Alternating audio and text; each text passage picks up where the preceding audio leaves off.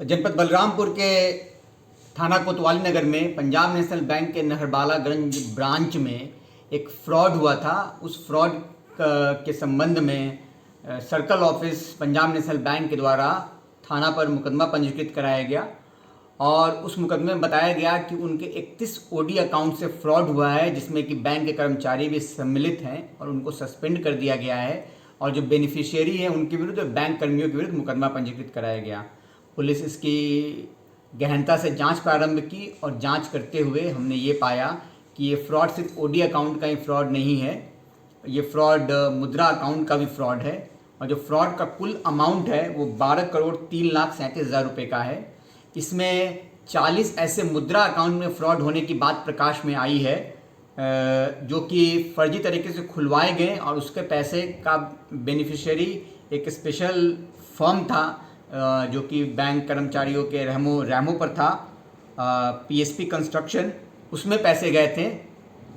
और इसके अलावा इसमें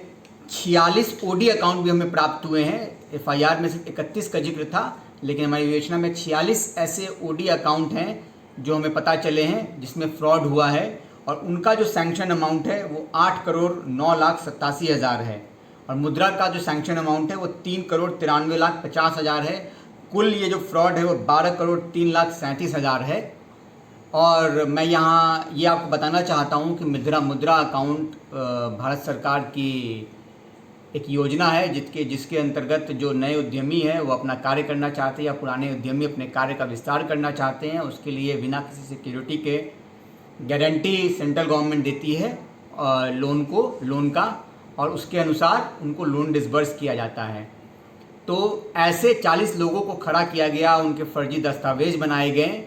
और ये जो बेनिफिशियरी जो है पीएसपी कंस्ट्रक्शन के समरजीत सिंह, मैक्सिमम उनके नोन हैं, रिश्तेदार हैं, ऐसे लोग के नाम से ये अकाउंट खोला गया है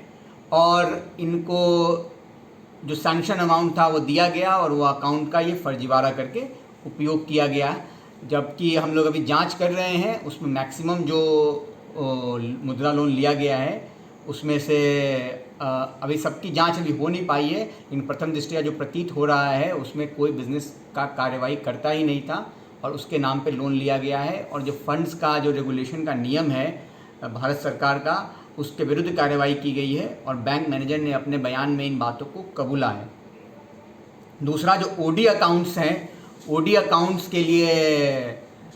जो सिक्योरिटी होता है वो देना पड़ता है और बैंक मैनेजर ने यहाँ पे झूठे और फर्जी सिक्योरिटी, एलआईसी के पॉलिसी का नंबर, फर्जी नंबर अपने सिक्योरिटी वाले कॉलम में ऐड करके ये सारे अकाउंट्स पे लोन दिए हैं और पुलिस ने उन सभी एलआईसी पॉलिसी को वेरीफाई कर लिया है, कोई भी एलआईसी पॉलिसी उसमें सही नहीं है। तो कुल जो ये 8,09,87,000 का ओडी अकाउंट पे लोन दिया गया, एक तरह से बिना किसी सिक्योरिटी के दिया गया है और ये आर्थिक लाभ पहुंचाने के लिए दिया गया है। इस पूरे कार्रवाई में पूछताछ में जो तथ्य सामने निकल के आया है उसके मुताबिक समरजीत सिंह ने बताया कि हर लोन का एक मोटा अमाउंट